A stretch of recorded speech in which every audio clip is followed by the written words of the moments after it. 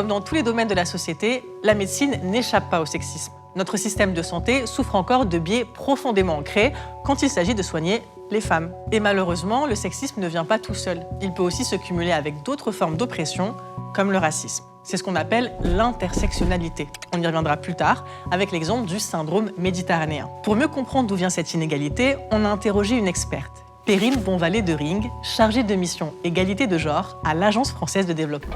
Historiquement, la médecine a été construite comme une médecine qui a été faite par les hommes et pour les hommes principalement, c'est-à-dire qu'en fait, il y avait un corps médical qui était quasiment exclusivement composé d'hommes. Si on veut être plus précis, le référentiel de la médecine moderne, développé en Europe entre le XVIIIe et le XXe siècle, c'est l'homme blanc cisgenre. Et la conséquence, c'est que la plupart des problèmes de santé touchant exclusivement les femmes n'étaient ni compris, ni traités, voire non identifiés.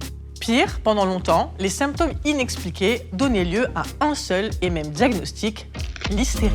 Une maladie fourre-tout dont l'étymologie vient du grec hystéron qui signifie utérus. Au fil des siècles, ce diagnostic est devenu un outil de contrôle social. Dès qu'une femme sortait du cadre attendu, qu'elle soit jugée trop émotive, trop libre ou juste différente, on la disait hystérique. Et ce n'est qu'à la fin du XXe siècle qu'elle a officiellement disparu des classifications médicales. Les diagnostics sont encore aujourd'hui influencés par les stéréotypes de genre profondément ancrés dans notre société. Sans toujours s'en rendre compte, le corps médical a tendance à appréhender différemment les symptômes des patients selon leur genre et leurs origines perçues. Résultat, quand une femme dit qu'elle a mal, on pense qu'elle exagère. Et ces préjugés sont souvent aggravés par des biais discriminatoires pour les personnes racisées. C'est le fameux syndrome méditerranéen dont je vous parlais en introduction. C'est une forme de discrimination selon laquelle les personnes d'origine d'Afrique du Nord, voire d'autres minorités, exagéreraient leurs symptômes et ne supporteraient pas la douleur. Ça conduit en fait les soignants à ignorer la parole de ces patientes. Et leurs conséquences sont graves. Traumatisme physique, psychologique et des douleurs